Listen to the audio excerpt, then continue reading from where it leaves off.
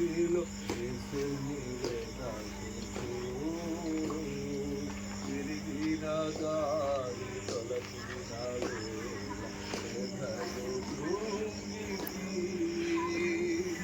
యేసయ్య దార ఎప్పటిలో ఎదురాయే త్రోవలో గాని పరలోక సౌరమే బాలుని చూడ జీవితమాయను,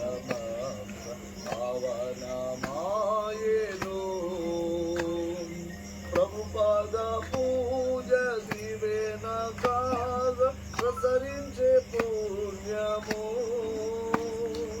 బ్రతుకే మందిరమాయే అర్పణలే.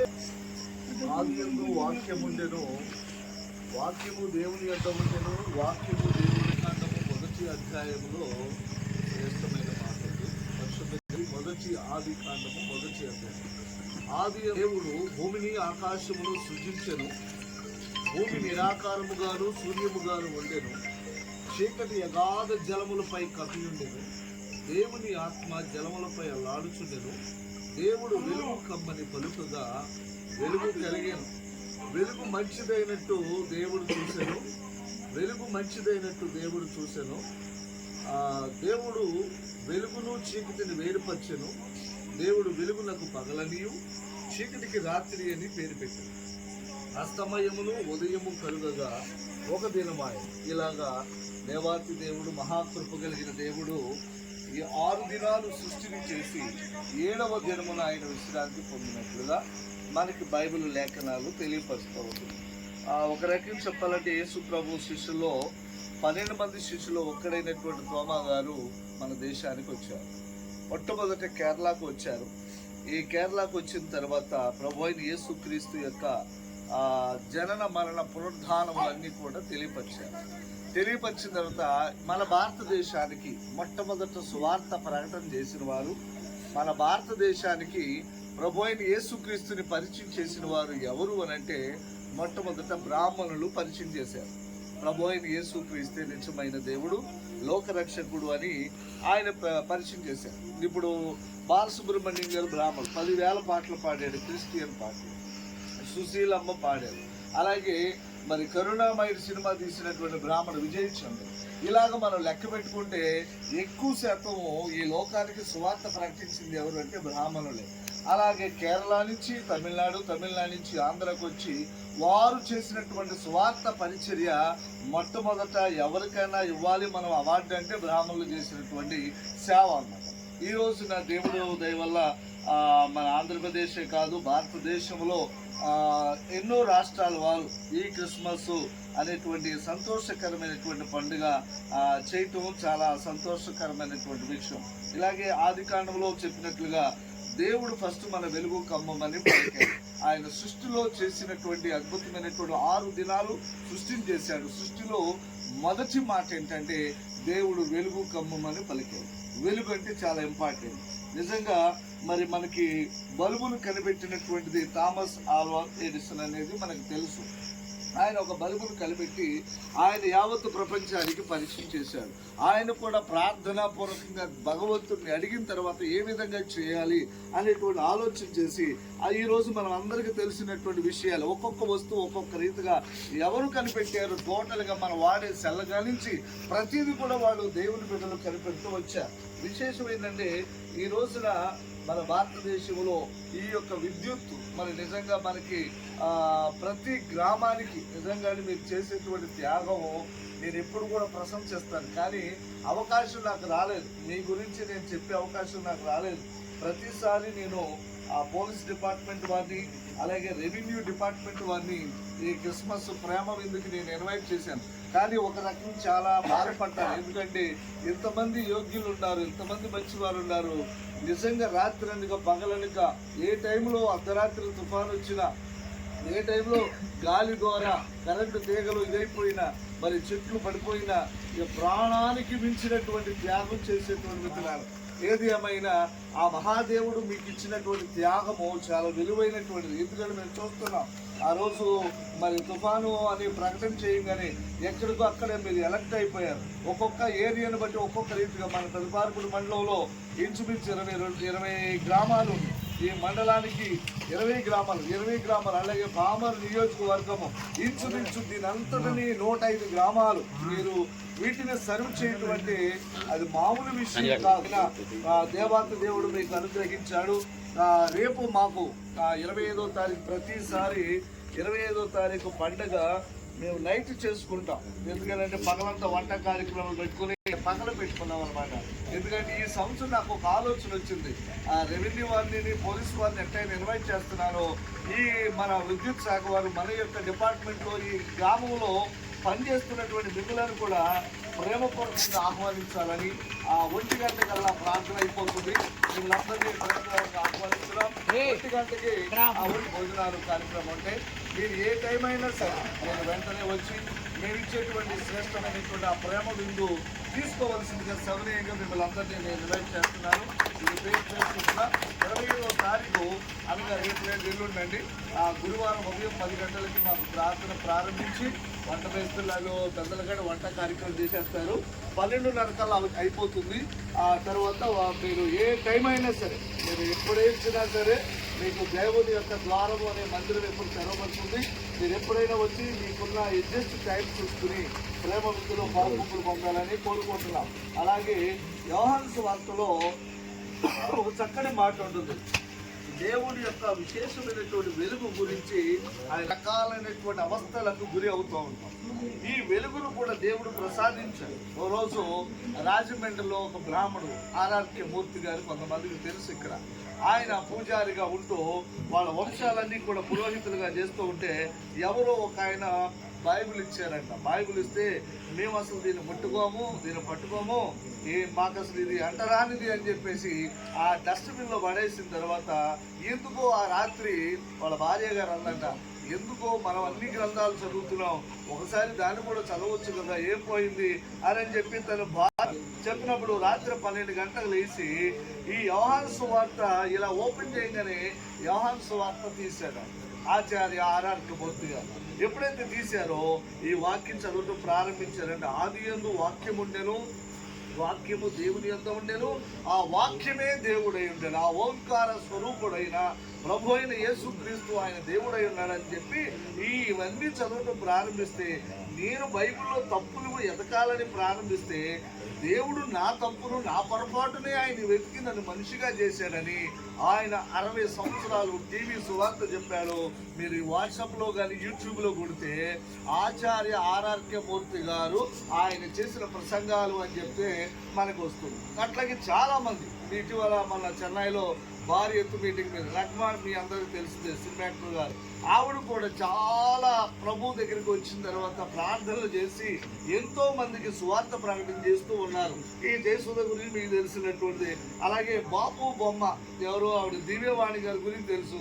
నిన్నగా మన కల్పన గురించి తెలుసు. అంటే రాజా, సినీ యాక్టర్ రాజా గురించి తెలుసు. అంటే వీళ్ళందరూ మతం మారిపోతారు. అసలు మతానికి దీనికి సంబంధమే లేదు. సత్యాన్ని తెలుసుకున్న తర్వాత, వెలుగు తెలుసుకున్న తర్వాత, ఆ వెలుగు ఎవరున్నారో, ఆ వెలుగు ఎవరై ఉన్నారో అని తెలుసుకున్న తర్వాత నేను మీరు మార్చాల్సిన పనేం లేదు. దేవుని దగ్గరికి నీ అంతటికి నీవే విశ్వాసం కలిగి ప్రార్థన చేసుకుంటాం. ప్రభువా, పగలంతా మేము వెలుగులో ఉన్నాం, రాత్రి కాల సమయంలో చీకటిలో మేము విశ్రాంతి తీసుకుంటున్నాం, మాకు వెలుగునిచ్చే దేవుడు అని ప్రార్థన చేసుకుంటూ, ఇప్పుడు ఒకప్పుడు గుడివాడలో 2 చర్చిలు ఉండేవి. ఎవరో మన అప్పిగంట జాషువా గారిది ఆ కోల్బొమ్మ సెంటర్ దగ్గర ఆర్సెం చర్చ్, బాబుల బిఎం చర్చ్ ఉండేది. ఇప్పుడు గుడివాడలో ఎన్ని వర్గాల వాడు ఉన్నారో అన్ని వర్గాల వారు చర్చిలు కట్టుకున్నారు. అది కారణం ఏంటి? ఇది మత మార్పిడి కాదు, ఇండియా వైజ్ గా. మరి ప్రధానమంత్రి గారు మోదీ గారు కూడా ఈ క్రిస్మస్ కార్యక్రమం ఏది నవంబర్ 25 నుంచి డిసెంబర్ 25 వరకు అన్ని ప్రోగ్రాల్లో ఆయన అటెండ్ అవుతూ ఉంటారు. ఇదందరూ మనకు తెలిసింది. కానీ నాకు సంతోషకరమైన విషయం ఏంటంటే మొట్టమొదటి శ్రమంతా మీదే, కష్టమంతా మీదే. ఇంతటి సమయంలో ఏ టైం అయినా సరే కరెంటు పోగానే నిజంగా ఫస్ట్ ఫోన్ వచ్చేది మీకే. పోలీసు వారికి ఫోన్ చేయరు, రెవెన్యూ వాళ్ళకి ఫోన్ చేయరు, ఈ గ్రామంలో ఎంత ఎమ్మెల్యే గారు ఎవరికి ఫోన్ చేయరు, ఫస్ట్ వచ్చేది మీకు. ఆ టైంలో అర్ధరాత్రి 2 అయినా 3 అయినా ఆ టైంలో ఫోన్ చేయగానే వెంటనే స్పందించి అయ్యా ఒక అరగంటలో వస్తుంది, ఒక 10 నిమిషాల్లో వస్తుంది, లేదా ఒక గంటలో వస్తుంది, అయ్యా గాలి తుఫాను ఎక్కువైపోవటం వల్ల చాలా ఇబ్బందిగా ఉంది అని మీరు సజ్జాయిషి చెప్పి సమాధానం చెప్తారు చూడండి. అది నిజంగా అది ప్రశంసించదగినటువంటి మాట అండి. నేను నిజంగా మీ అందరి తరపున నేనే చప్పట్లు కొట్టాలి గట్టి దేవుడికి స్తోత్రం. అలాంటి విషయంలో ఈ గొప్ప విద్యుత్తులో ప్రాణాపాయాలు ప్రాణానికి తెగించి మీరు గొప్ప త్యాగం చేస్తారు. నిజంగా ఎందుకు ఇచ్చారు మరి. ఏది ఏమైనా ఈ రోజు మీరు ఇచ్చిన ఆ యొక్క ఆహ్వానం మేరకు నేను చాలా రావడం చాలా సంతోషించాను. దేవుడు కూడా ప్రతి మనిషిని వెలిగిస్తున్నాను అన్నాడు. ఆ వెలుగు అనేది ప్రతి మనకి ఇష్టమే. చీకటి అనగానే ఒకలాంటి భయం అనేది, లేకపోతే చీకటి అనేటువంటిది ఒకలాంటి వేదన అనేది కూడా గుర్తే. కానీ దేవుడు ఏమన్నాడంటే ఆది కాలములో సృష్టి ప్రారంభములో 6 దినాలు చేసినప్పుడు ఆయన మొట్టమొదట మాట్లాడిన మాట ఏంటంటే వెలుగు మొట్టమొదట కలుగునుగాక అన్నాడు. అంటే వెలుగు అనేది ప్రతి మనిషికి అవసరం. ఇప్పుడు మన కరెంటు పోగానే మీకు ఏది ఏమైనా ఇప్పుడు మనకి ఇది అవసరమైంది, వెలుగు అనేది అవసరమైంది, ఇది చాలా అవసరం. అలాగే ప్రతి మనిషి కూడా వెలుగుతూ అనేక మందిని వెలిగించాలనేటువంటి సదుద్దేశంతో దేవాతి దేవుడు ప్రతి ఒక్క వ్యక్తిని జ్ఞాపకం చేసుకోమని చెప్పారు. అందుకనే లోకాసు వార్తలో కూడా ఏమంటారంటే ప్రతి మనిషికి శాంతి, సమాధానము, సంతోషము, నెమ్మది, ఆరోగ్యము అందరికీ కలగాలని దేవుడు కోరుకునేటువంటి మాట ఒకే ఒక్క మాట. ఏమంటున్నాడంటే సర్వోన్నతమైన స్థలములలో దేవునికి మహిమయు ఆయనకిష్టులైన మనుషులకు భూమి మీద సమాధానము కలుగునుగాక అని దేవుడు చెప్పాడు. ఆయనకి ఇష్టలైన మనుషులు ఎవరు? భూమి మీద ఎన్నో వర్గాల ప్రజలు ఉన్నారు. ముస్లిం సహోదరులు ఉన్నారు, ఐదవ సహోదరులు.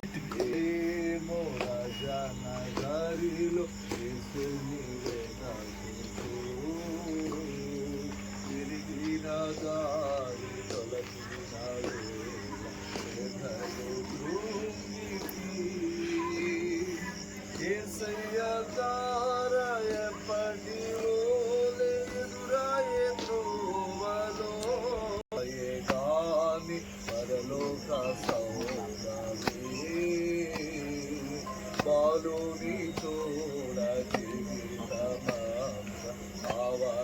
భావనమాయేను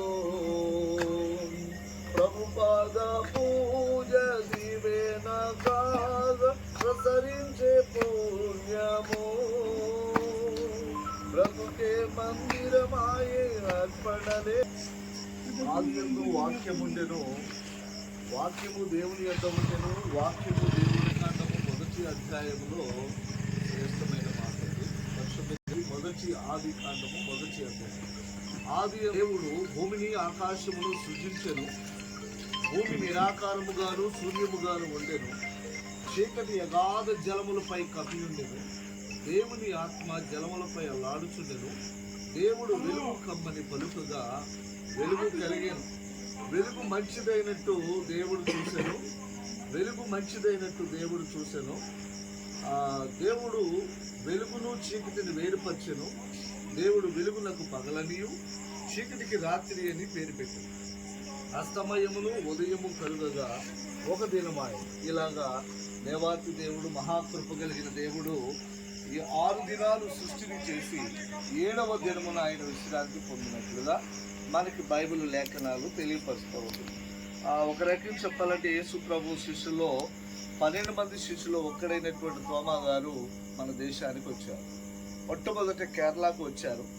ఈ కేరళకు వచ్చిన తర్వాత ప్రభు అయిన యేసుక్రీస్తు యొక్క జనన మరణ పునరుద్ధానములన్నీ కూడా తెలియపరిచిన తర్వాత మన భారతదేశానికి మొట్టమొదట సువార్త ప్రకటన చేసిన వారు, మన భారతదేశానికి ప్రభు అయిన యేసుక్రీస్తుని పరిచయం చేసిన వారు ఎవరు అని అంటే మొట్టమొదట బ్రాహ్మణులు పరిచయం చేశారు.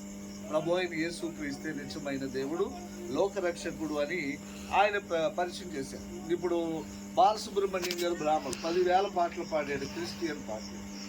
సుశీలమ్మ పాడారు. అలాగే మరి కరుణామయుడు సినిమా తీసినటువంటి బ్రాహ్మణ విజయ్ చంద్ర. ఇలాగ మనం లెక్క పెట్టుకుంటే ఎక్కువ శాతం ఈ లోకానికి సువార్త ప్రకటించింది ఎవరు అంటే బ్రాహ్మణులే. అలాగే కేరళ నుంచి తమిళనాడు నుంచి ఆంధ్రకు వచ్చి వారు చేసినటువంటి సువార్త పరిచర్య మొట్టమొదట ఎవరికైనా ఇవ్వాలి మనం అవార్డు అంటే బ్రాహ్మణులు చేసినటువంటి సేవ అన్నమాట. ఈ రోజున దేవుడు దయ వల్ల మన ఆంధ్రప్రదేశే కాదు భారతదేశంలో ఎన్నో రాష్ట్రాల వారు ఈ క్రిస్మస్ అనేటువంటి సంతోషకరమైనటువంటి పండుగ చేయటం చాలా సంతోషకరమైనటువంటి విషయం. ఇలాగే ఆది కాండంలో చెప్పినట్లుగా దేవుడు ఫస్ట్ మన వెలుగు కమ్మమని పలికాడు. ఆయన సృష్టిలో చేసినటువంటి అద్భుతమైనటువంటి 6 దినాలు సృష్టిని చేశాడు. సృష్టిలో మొదటి మాట ఏంటంటే దేవుడు వెలుగు కమ్మమని పలికాడు. వెలుగు అంటే చాలా ఇంపార్టెంట్. నిజంగా మరి మనకి బల్బును కనిపెట్టినటువంటిది థామస్ ఆల్వా ఎడిసన్ అనేది మనకు తెలుసు. ఆయన ఒక బల్బును కనిపెట్టి ఆయన యావత్తు ప్రపంచానికి పరిచయం చేశాడు.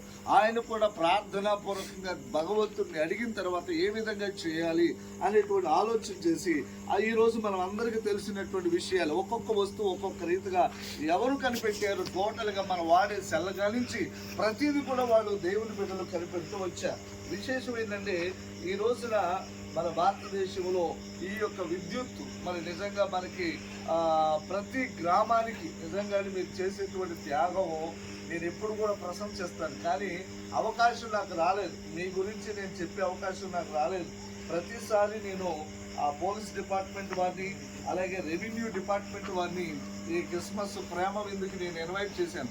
కానీ ఒక రకం చాలా బాధపడ్డాను. ఎందుకంటే ఎంతమంది యోగ్యులు ఉన్నారు, ఎంతమంది మంచివారు ఉన్నారు. నిజంగా రాత్రి అనగా పగలనగా ఏ టైంలో అర్ధరాత్రి తుఫాను వచ్చినా, ఏ టైంలో గాలి ద్వారా కరెంటు తీగలు ఇదైపోయినా, మరి చెట్లు పడిపోయినా ప్రాణానికి మించినటువంటి త్యాగం చేసేటువంటి విధానం. ఏది ఏమైనా ఆ మహాదేవుడు మీకు ఇచ్చినటువంటి త్యాగము చాలా విలువైనటువంటిది. ఎందుకంటే మేము చూస్తున్నాం ఆ రోజు మరి తుఫాను అని ప్రకటన చేయగానే ఎక్కడికో అక్కడే మీరు ఎలక్ట్ అయిపోయారు. ఒక్కొక్క ఏరియాను బట్టి ఒక్కొక్క రీతిగా మన తదుపార్పుడు మండలంలో ఇంచుమించు 20 గ్రామాలు, ఈ మండలానికి 20 గ్రామాలు అలాగే పామర్ నియోజకవర్గము ఇంచుమించు దీనంతటిని 105 గ్రామాలు మీరు వీటిని సర్వ్ చేయటం అంటే అది మామూలు విషయం కాదు. దేవాతి దేవుడు మీకు అనుగ్రహించాడు. రేపు మాకు 25వ తారీఖు ప్రతిసారి 25వ తారీఖు పండుగ మేము నైట్ చేసుకుంటాం. ఎందుకంటే పగలంతా వంట కార్యక్రమాలు పెట్టుకుని పగల పెట్టుకున్నాం అనమాట. ఎందుకంటే ఈ సంవత్సరం నాకు ఒక ఆలోచన వచ్చింది. రెవెన్యూ వారిని పోలీస్ వారిని ఎట్లయినా ఇన్వైట్ చేస్తున్నారో ఈ మన విద్యుత్ శాఖ వారు మన యొక్క డిపార్ట్మెంట్లో ఈ గ్రామంలో పనిచేస్తున్నటువంటి మిగులను కూడా ప్రేమపూర్వకంగా ఆహ్వానించాలని 1 గంట కల్లా ప్రార్థన అయిపోతుంది. మిమ్మల్ని ప్రేమపూర్వకంగా ఆహ్వానిస్తున్నాం. 1 గంటకి భోజనాలు కార్యక్రమం అంటే మీరు ఏ టైం అయినా సరే నేను వెంటనే వచ్చి మేము ఇచ్చేటువంటి శ్రేష్టమైనటువంటి ఆ ప్రేమ విందు తీసుకోవాల్సిందిగా సవినయంగా మిమ్మల్ని అందరినీ నేను ఇన్వైట్ చేస్తున్నాను. ఇది పేరు చేసుకుంటున్నా 27వ తారీఖు అనగా రేపు ఎల్లుండండి గురువారం ఉదయం 10 గంటలకి మాకు ప్రార్థన ప్రారంభించి వంట మేస్తులాగా పెద్దలు కూడా వంట కార్యక్రమం చేసేస్తారు. 12:30 కల్లా అయిపోతుంది. ఆ తర్వాత మీరు ఏ టైం అయినా సరే మీరు ఎప్పుడేసినా సరే మీకు దేవుని యొక్క ద్వారము అనే మందిరం ఎప్పుడు తెరవబడుతుంది. మీరు ఎప్పుడైనా వచ్చి మీకున్న అడ్జస్ట్ టైం చూసుకుని ప్రేమ విందులో పాల్గొంపులు పొందాలని కోరుకుంటున్నాం. అలాగే యోహాను సువార్తలో ఒక చక్కని మాట ఉంటుంది. దేవుని యొక్క విశేషమైనటువంటి వెలుగు గురించి ఆయన రకాలైనటువంటి అవస్థలకు గురి అవుతూ ఉంటాం. ఈ వెలుగును కూడా దేవుడు ప్రసాదించాడు. ఓ రోజు రాజమండ్రిలో ఒక బ్రాహ్మణుడు ఆర్ఆర్కే మూర్తి గారు కొంతమందికి తెలుసు. ఇక్కడ ఆయన పూజారిగా ఉంటూ వాళ్ళ వంశాలన్నీ కూడా పురోహితులుగా చేస్తూ ఉంటే ఎవరో ఒక ఆయన బైబిల్ ఇచ్చారంట. బైబిల్ ఇస్తే మేము అసలు దీన్ని ముట్టుకోము, దీన్ని పట్టుకోము, మాకు అసలు ఇది అంటరానిది అని చెప్పేసి ఆ డస్ట్బిన్లో పడేసిన తర్వాత ఎందుకో ఆ రాత్రి వాళ్ళ భార్య గారు అందంట, ఎందుకో మనం అన్ని గ్రంథాలు చదువుతున్నాం, ఒకసారి దాన్ని కూడా చదవచ్చు కదా, ఏం పోయింది అని చెప్పి తను చెప్పినప్పుడు రాత్రి 12 గంటలకు లేచి ఈ యోహాను సువార్త ఇలా ఓపెన్ చేయగానే యోహాను సువార్త తీశాడు ఆచార్య ఆర్ఆర్కే మూర్తి గారు. ఎప్పుడైతే తీశారో ఈ వాక్యం చదవటం ప్రారంభించారంటే ఆదియందు వాక్యం ఉండెను, వాక్యము దేవుని యొద్ద ఉండెను, ఆ వాక్యమే దేవుడై ఉండెను, ఆ ఓంకార స్వరూపుడైన ప్రభు అయిన యేసుక్రీస్తు ఆయన దేవుడై ఉన్నాడని చెప్పి ఇవన్నీ చదవటం ప్రారంభిస్తే నేను బైబిల్లో తప్పులు ఎదకాలని ప్రారంభిస్తే దేవుడు నా తప్పును నా పొరపాటునే ఆయన వెతికి నన్ను మనిషిగా చేశాడని ఆయన 60 సంవత్సరాలు టీవీ సువార్త చెప్పాడు. మీరు వాట్సాప్లో కానీ యూట్యూబ్లో కొడితే ఆచార్య ఆర్ఆర్కే మూర్తి గారు ఆయన చేసిన ప్రసంగాలు అని చెప్తే మనకు వస్తుంది. అట్లాగే చాలామంది ఇటీవల మన చెన్నైలో భారీ ఎత్తు మీటింగ్ మీద లక్మా మీ అందరికీ తెలిసిందే సినిమాక్టర్ గారు, ఆవిడ కూడా చాలా ప్రభు దగ్గరికి వచ్చిన తర్వాత ప్రార్థనలు చేసి ఎంతో మందికి సువార్త ప్రకటన చేస్తూ ఉన్నారు. ఈ దేశంలో గురించి మీకు తెలిసినటువంటిది. అలాగే బాపు బొమ్మ ఎవరు, ఆవిడ దివ్యవాణి గారి గురించి తెలుసు. నేను కాక మన కల్పన గురించి తెలుసు. అంటే రాజా సినీ యాక్టర్ రాజా గురించి తెలుసు. అంటే వీళ్ళందరూ మతం మారిపోతారు. అసలు మతానికి దీనికి సంబంధమే లేదు. సత్యాన్ని తెలుసుకున్న తర్వాత, వెలుగు తెలుసుకున్న తర్వాత, ఆ వెలుగు ఎవరున్నారో, ఆ వెలుగు ఎవరై ఉన్నారో అని తెలుసుకున్న తర్వాత నేను నేను మార్చాల్సిన పనేం లేదు. దేవుని దగ్గరికి నీ అంతటికి నీవే విశ్వాసం కలిగి ప్రార్థన చేసుకుంటాం. ప్రభువా, పగలంతా మేము వెలుగులో ఉన్నాం, రాత్రి కాల సమయంలో చీకటిలో మేము విశ్రాంతి తీసుకుంటున్నాం, మాకు వెలుగునిచ్చే దేవుడు అని ప్రార్థన చేసుకుంటూ, ఇప్పుడు ఒకప్పుడు గుడివాడలో 2 చర్చిలు ఉండేవి. ఎవరో మన అప్పగంట జాషువా గారిది ఆ కోల్బాంబు సెంటర్ దగ్గర ఆర్సెం చర్చ్, బాబల బిఎం చర్చ్ ఉండేది. ఇప్పుడు గుడివాడలో ఎన్ని వర్గాల వాడు ఉన్నారో అన్ని వర్గాల వారు చర్చిలు కట్టుకున్నారు. అది కారణం ఏంటి? ఇది మత మార్పిడి కాదు, ఇండియా వైజ్ గా. మరి ప్రధానమంత్రి గారు మోదీ గారు కూడా ఈ క్రిస్మస్ కార్యక్రమం ఏది నవంబర్ 25 నుంచి డిసెంబర్ 25 వరకు అన్ని ప్రోగ్రాల్లో ఆయన అటెండ్ అవుతూ ఉంటారు. ఇదందరూ మనకు తెలిసింది. కానీ నాకు సంతోషకరమైన విషయం ఏంటంటే, మొట్టమొదటి శ్రమంతా మీదే, కష్టమంతా మీదే. ఇంతటి సమయంలో ఏ టైం అయినా సరే కరెంటు పోగానే నిజంగా ఫస్ట్ ఫోన్ వచ్చేది మీకే. పోలీసు వారికి ఫోన్ చేయరు, రెవెన్యూ వాళ్ళకి ఫోన్ చేయరు, ఈ గ్రామంలో ఎంత ఎమ్మెల్యే గారు ఎవరికి ఫోన్ చేయరు. ఫస్ట్ వచ్చేది మీకు. ఆ టైంలో అర్ధరాత్రి 2 అయినా 3 అయినా ఆ టైంలో ఫోన్ చేయగానే వెంటనే స్పందించి, అయ్యా ఒక అరగంటలో వస్తుంది, ఒక 10 నిమిషాల్లో వస్తుంది, లేదా ఒక గంటలో వస్తుంది, అయ్యా గాలి తుఫాను ఎక్కువైపోవటం వల్ల చాలా ఇబ్బందిగా ఉంది అని మీరు సజ్జాయిషి చెప్పి సమాధానం చెప్తారు. చూడండి, అది నిజంగా అది ప్రశంసించదగినటువంటి మాట అండి. నేను నిజంగా మీ అందరి తరపున నేనే చప్పట్లు కొట్టాలి గట్టి, దేవుడికి స్తోత్రం. అలాంటి విషయంలో ఈ గొప్ప విద్యుత్తులో ప్రాణాపాయాలు, ప్రాణానికి తెగించి మీరు గొప్ప త్యాగం చేస్తారు. నిజంగా ఎందుకు ఇచ్చారు. మరి ఏది ఏమైనా ఈ రోజు మీరు ఇచ్చిన ఆ యొక్క ఆహ్వానం మేరకు నేను చాలా రావడం చాలా సంతోషించాను. దేవుడు కూడా ప్రతి మనిషిని వెలిగిస్తున్నాను అన్నాడు. ఆ వెలుగు అనేది ప్రతి మనకి ఇష్టమే. చీకటి అనగానే ఒకలాంటి భయం అనేది, లేకపోతే చీకటి అనేటువంటిది ఒకలాంటి వేదన అనేది కూడా గుర్తే. కానీ దేవుడు ఏమన్నాడంటే, ఆది కాలములో సృష్టి ప్రారంభములో 6 దినాలు చేసినప్పుడు ఆయన మొట్టమొదట మాట్లాడిన మాట ఏంటంటే, వెలుగు మొట్టమొదట కలుగునుగాక అన్నాడు. అంటే వెలుగు అనేది ప్రతి మనిషికి అవసరం. ఇప్పుడు మన కరెంటు పోగానే మీకు ఏది ఏమైనా ఇప్పుడు మనకి ఇది అవసరమైంది, వెలుగు అనేది అవసరమైంది, ఇది చాలా అవసరం. అలాగే ప్రతి మనిషి కూడా వెలుగుతూ అనేక మందిని వెలిగించాలనేటువంటి సదుద్దేశంతో దేవాతి దేవుడు ప్రతి ఒక్క వ్యక్తిని జ్ఞాపకం చేసుకోమని చెప్పారు. అందుకనే లోకాసు వార్తలో కూడా ఏమంటారంటే, ప్రతి మనిషికి శాంతి, సమాధానము, సంతోషము, నెమ్మది, ఆరోగ్యము అందరికీ కలగాలని దేవుడు కోరుకునేటువంటి మాట ఒకే ఒక మాట. ఏమంటున్నాడంటే, సర్వోన్నతమైన స్థలములలో దేవునికి మహిమయు ఆయనకిష్టులైన మనుషులకు భూమి మీద సమాధానము కలుగునుగాక అని దేవుడు చెప్పాడు. ఆయనకి ఇష్టమైన మనుషులు ఎవరు? భూమి మీద ఎన్నో వర్గాల ప్రజలు ఉన్నారు. ముస్లిం సహోదరులు ఉన్నారు, హైందవ సహోదరులు బిడ్డలుగా ఎంచుకున్నాడు. వీళ్ళందరూ నా ప్రజలే. అంతే తప్ప ఒక వర్గానికి కొంత వెలుగు, ఇంకో వర్గానికి కొంత వెలిగించేటువంటి దేవుడు కాదు. దేవుడు అంటే ఆయన అనంత ప్రేమామయుడు గనక ఆ ప్రేమ కలిగిన దేవుడు ఆయన జననము, మరణము, పునరుద్ధానం. ఆయన ఎప్పుడైతే పుడుతున్నాడని ముందుగా ప్రవక్తలు ప్రవచించారు. ఆ ప్రపంచానికి మధ్యలో ఉన్నటువంటి ఆ యెరూషలేము అనేటువంటి సమీపాన బెత్లెహేము గ్రామంలో ఆయన జన్మించిన సంగతి ఆకాశంలో ఒక విచిత్రమైనటువంటి నక్షత్రం ద్వారా జ్ఞానులు తెలుసుకున్నారు. ఆ జ్ఞానులు ఎవరంటే, భూగర్భములో ఏమి యొక్క పరిశోధన చేస్తే ఏం జరుగుతుంది, భూమి మీద ఏం జరుగుతుంది, అలాగే ఆకాశంలో ఏం జరుగుతుంది అనేటువంటి పరిశోధన చేసేటువంటి పరిశోధకులైన జ్ఞానులు యేసు ప్రభు పుట్టాడు, యూదుల రాజు పుట్టాడని చెప్పి ఆయన కోసము ఆయనను వెళ్ళి పూజించడానికి 2 సంవత్సరాలు పట్టింది. తూర్పు దేశం నుంచి బయలుదేరి ఆయన దగ్గరికి వెళ్ళటానికి ఎన్నో సముద్రాలు దాటి, ఎన్నో మరి పట్టణాలు, ఆ దేశాలు దాటుకుని ఆ బెత్లెహేము కాడికి వెళ్ళేటప్పటికి ఆయన పశువుల తోటలో పరులు పెట్టారు. ఆ కాలంలో సత్రంలో ప్లేస్ లేదు. ఎందుకంటే బాటసార్లు ఎంతో మంది వెళ్తూ ఉంటే ఆ సత్రములు అనేక మంది రెస్ట్ తీసుకునే వాళ్ళు, అక్కడ కూడా ప్లేస్ లేదు. ఆయన కన్యక గర్భమందు జన్మించడం వలన కొంతమంది అక్కడ ఆపోహపడ్డారు. ఏమిటి ఆపోహపడ్డారు? కన్యక గర్భమందు జన్మించడం అంటే అది అసంభవం. పెళ్ళయిన తర్వాత భార్యాభర్తలు ఇద్దరు కలయిక ఉంటేనే నేటికి పిల్లలు పుట్టట్లేదు. భార్యాభర్త కలయిక ఉంటేనే మరి పిల్లలు పుట్టేటువంటి విధానంలో ఈ లోకము ఉంటే అసలు కన్యక గర్భమందు దేవుడు ఎలా పుడతాడనేది సమస్య ప్రపంచానికి కొంతమంది ఉండిపోయింది. దాన్ని నివృత్తి చేయటానికి ఎంతో మంది ప్రవక్తలు ప్రవచించారు. దానికి నేను మీకు ఉదాహరణ చెప్తాను. ఈ వెలుగు గురించి చెప్తాను. కోళ్ళ ఫారంలో రాత్రి 12 గంటల వరకు కరెంట్ ఉంటుంది. 1 గంట తీసేస్తాడు. మళ్ళా తెల్లవారు 2:30-3 గంటల వరకు మళ్ళీ వేస్తాడు. మళ్ళీ సాయంత్రం తెల్లారి గంటల 4-5 అయ్యేటప్పటికి కరెంట్ తీసేస్తాడు. ఈ కోళ్ళ ఫారంలో ఆ కోడిగుడ్లు ఎక్కడి నుంచి వస్తున్నాయి అనేది ఎప్పుడైనా ఎవరైనా ఆలోచించారా? ఆలోచించరు. ఆటోమేటిక్గా అవి వచ్చేస్తున్నాయి అనుకుంటారు. కానీ ఎలా వస్తున్నాయి?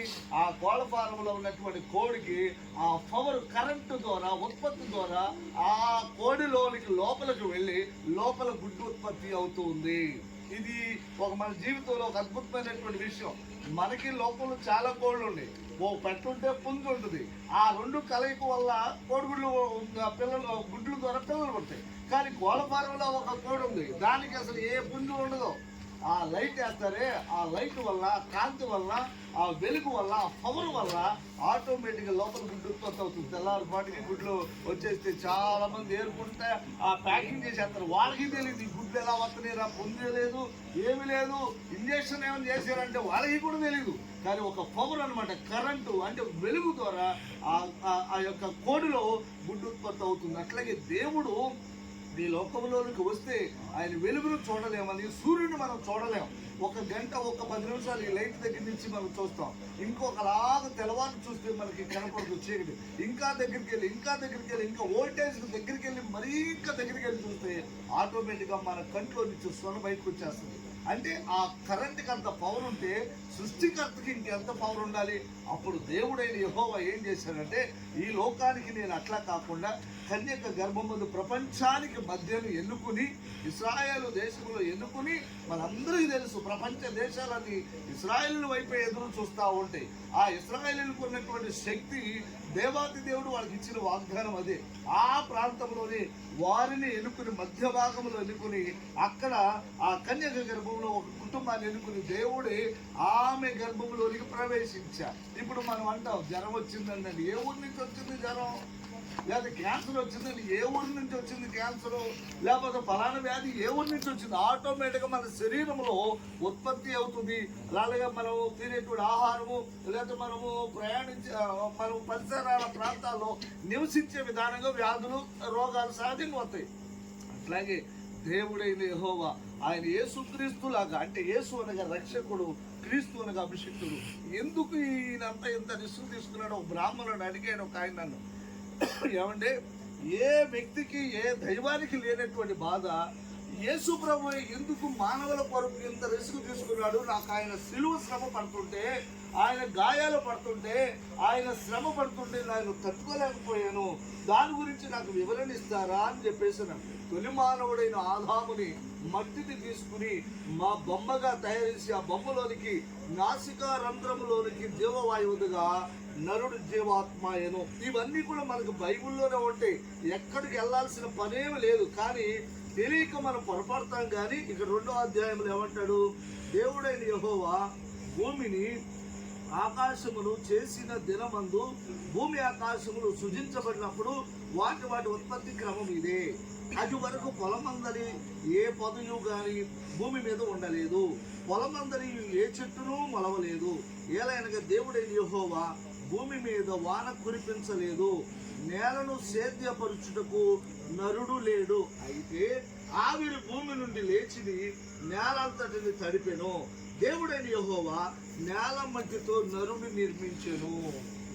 మీరు ఒకటి అడగొచ్చు, ఏంటంటే మట్టి మనుషులు మనం ఒక వారం రోజులు స్నానం చేయకపోతే మట్టి వస్తుందో, బంగారు వస్తుందో, వెండి వస్తుందో ఆటోమేటిక్గా తెలిసిపోతుంది. వారం అవసరం 2 రోజులు. ఏమంటే దేవుడైన యెహోవా నేల మట్టితో నరుని నిర్మించి వాని నాసికా రంధ్రములలో జీవవాయువును వదగ నరుడు జీవాత్మాయను. ఇది ఎలా సాధ్యం? మన సహోదరులు, మన చర్చకు వచ్చేటువంటి వారు కుమ్మరి సహోదరులు ఉంటారు. వారు మట్టిని తీసుకుని సచౌకంగా చేసి దాన్ని ఒక ఇటుకగా తయారు చేసి, అలా తయారు చేసిన తర్వాత దానిని అగ్ని చేత కాల్చకపోతే, వెలుగు చేత కాల్చకపోతే అది ఇటుక అవ్వదు, అలాగే ఉండిపోతుంది. అప్పుడు వాటన్నింటిని పేర్చి ఆరిపోయిన తర్వాత ఒక పెద్ద గోపురంలా తయారు చేసి ఓకో లేకపోతే పొలంలో వేసి కాల్చిన తర్వాత అప్పుడు అది ఇటుక అవుతుంది. అది మన ఇంటికి ఉపయోగపడేటట్లు అవుతుంది. ఆయన ప్రథమ కుమ్మరిగా ఉన్నాడు, దేవుడు సృష్టికర్తగా ఉన్నాడు. అలాగే ఆదామును తయారు చేసి ఆయనకు ఆ పేరు పెట్టాడు. మరి స్త్రీని కూడా ఆయన ప్రక్కటెముకలోంచి తీసి స్త్రీనిగా నిర్మించాడు. ఏదో ప్రాంతంలో నుంచి తీసుకురాలేదు, ఆ శరీరంలో నుంచి తీసాడు. ఆయన పరమ డాక్టర్గా ఉన్నాడు. ఇలాగా చేసుకుంటే ఇన్ని చేసినటువంటి ఆదాముకు దేవుడు చెప్పాడు, ఇదిగో నువ్వు ఏదైనా తినబ్బా, నువ్వు ఏదైనా చేసి ఒక పెద్ద ప్యాలెస్ కడతాం. పెద్ద ప్యాలెస్ కట్టిన తర్వాత ఆ ప్యాలెస్ లో అన్ని మనం సమకూరుస్తాం, వాటితో పాటు కరెంట్ కూడా పెడతాం. అప్పుడు మనం ఏం చెప్తాం, మీరు ఏదైనా టచ్ చేయండి, ఏదైనా ముట్టుకోండి, ఏదైనా మీరు ఉపయోగించుకోండి, కానీ కరెంటు జోలికి వెళ్ళొద్దు అని మనం ఖచ్చితంగా చెప్తాం. అట్లాగే దేవుడు కూడా అదే చెప్పాడు, బిడ్డ మీరు ఈ తోటల చెట్లలో ఏ ఫలమైనదో తినొచ్చు, కానీ తోట మధ్యలో ఉంది ఆ చెట్టు ఫలం మీరు తినొద్దు, దానివల్ల తిన్నారనుకోండి మీరు చనిపోతారు, తర్వాత మీరు ఇబ్బంది పడతారని దేవుడు ముందే చెప్పాడు. కానీ ఆ స్త్రీ చేయటం వలన, ఆ వెంటనే ఆ ఫలము తినటం వలన ఆమె కళ్ళు రక్తపు కళ్ళుగా మారిపోయింది, శరీర అవయవాలన్నీ మారిపోయింది. తర్వాత ఆమె తిన్న తర్వాత ఆదాం గారు తిన్నాడు, ఈయన తిన్న తర్వాత ఎవరు వీళ్ళిద్దరూ చేశారంటే అప్పుడు దేవుడు వాళ్ళకి శిక్ష పెట్టడానికి పిలిచాడు. అప్పుడు పిలిస్తే, ఆదామా నువ్వెందుకు నా స్వరూపమందు నా పోలిక చొప్పున నేను నిన్ను చేశాను, ఎందుకు ఇలా చేసావంటే ఆదాం గారు అంటాడు, నేను తినాలని కాదు బాబు, నాకు అసలు ఏం తెలియదు, నువ్వు నాకు భార్యగా ఇచ్చావు కదా, ఆవిడ తింది, ఆవిడ తిని నాకు ఇచ్చిందని. ఆవిడ అడిగాడు, నువ్వెందుకు చేసావంటే ఇదిగో సర్పం నన్ను మోసం చేసింది కనుక నేను తిన్నాను. ఇప్పుడు వీళ్ళు ముగ్గురికి శిక్ష పెట్టాడు. ఆ శిక్ష ఇవాళకి ఉందా లేదా అనేది మనకు క్లారిటీ కావాలి. ఎప్పుడో పెట్టినటువంటి ఏదైనా తోటలో ఏం పెట్టాడంటే సర్పంతో అన్నాడు, నీవు నా బిడ్డలను, నీవు కూడా నేను తయారు చేసినటువంటి జంతువే, నేను కూడా నిన్ను పుట్టించాను. పాము అంటే చాలా మంది అనుకుంటారు సర్పము ఏదో ఇతర వాళ్ళు కొలువు చేశారనుకుంటారు. ఆదికాండం 3వ అధ్యాయంలో ఒక మాట ఉంది, దేవుడైన యెహోవా చేసిన సమస్త భూ జంతువులలో సర్పము యుక్తి గలది, అది కూడా ఆయనే చేసింది.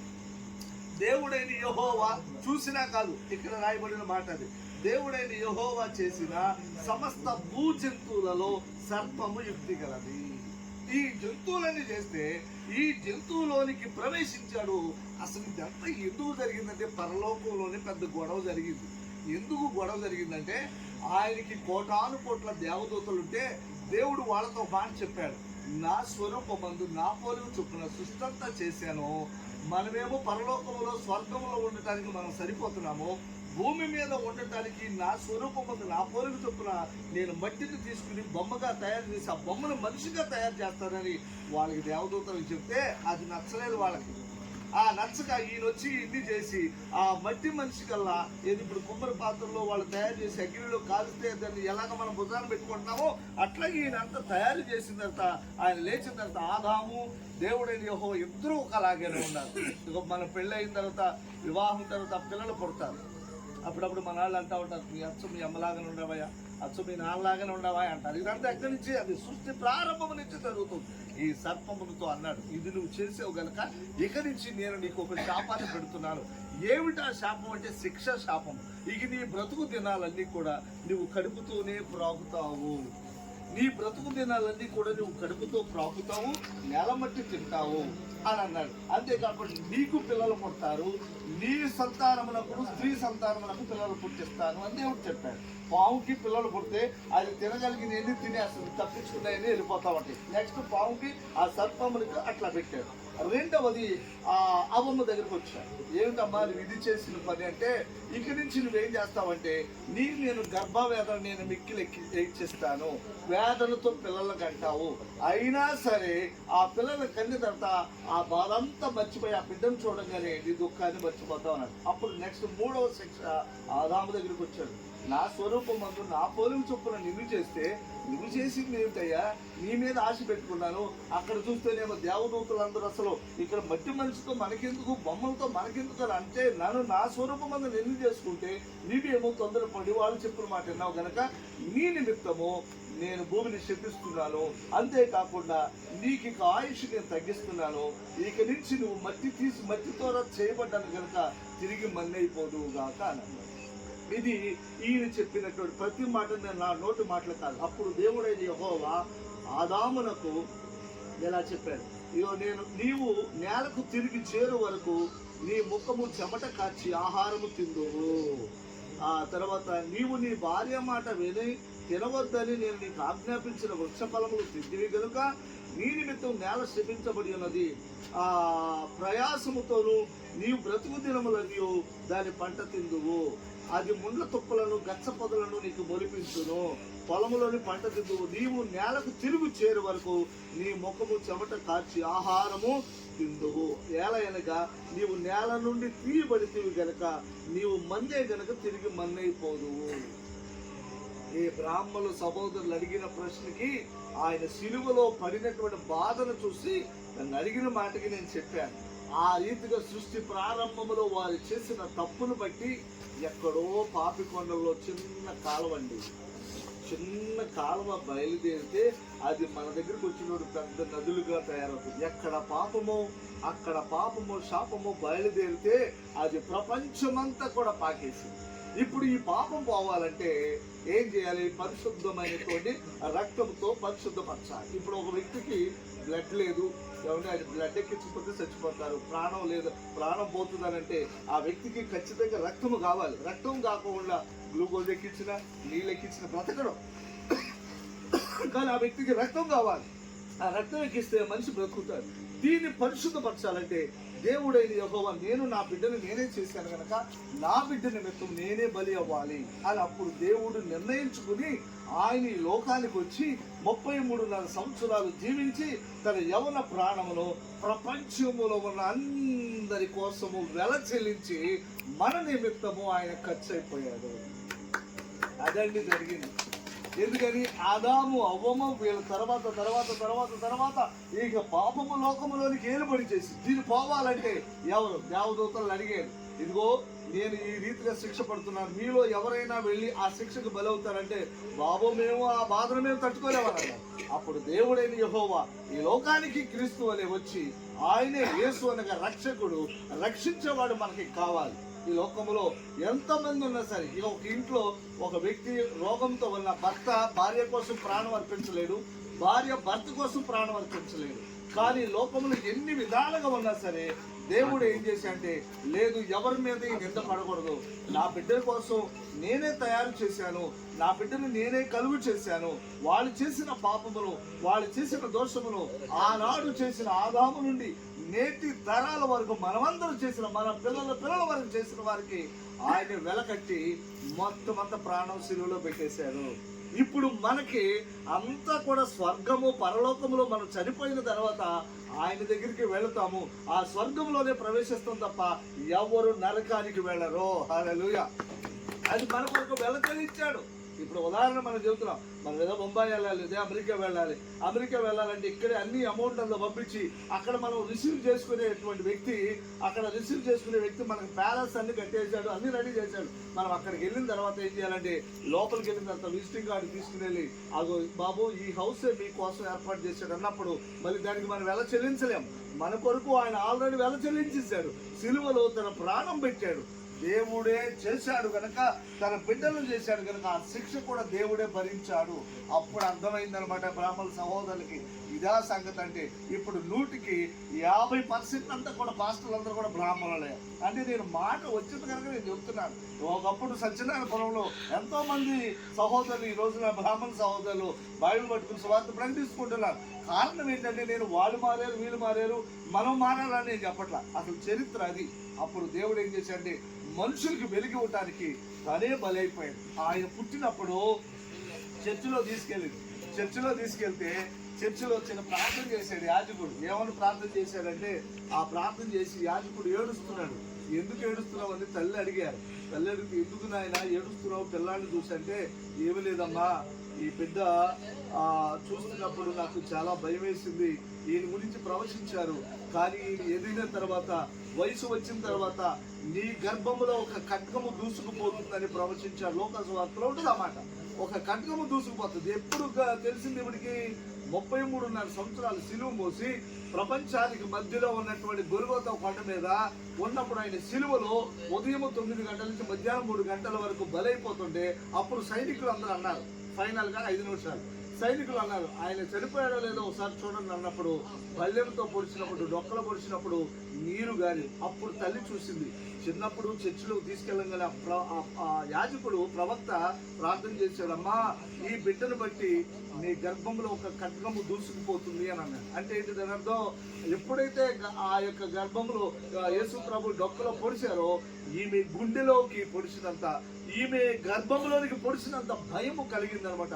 ఆనాడు చేసిన ప్రవచనము ఆయన సిలువలో ఆ విషయం నెరవేరింది. ఆ తర్వాత చనిపోయిన తర్వాత అక్కడున్న సైనికులు అందరూ కూడా అన్నారు, ఈయన దైవ కుమారుడే అని చెప్పేశారు. పూర్వకాలంలో కొన్ని శిక్షలు ఉండేవి, ఏ తప్పు చేసినా సిలువ వేసేవాడు.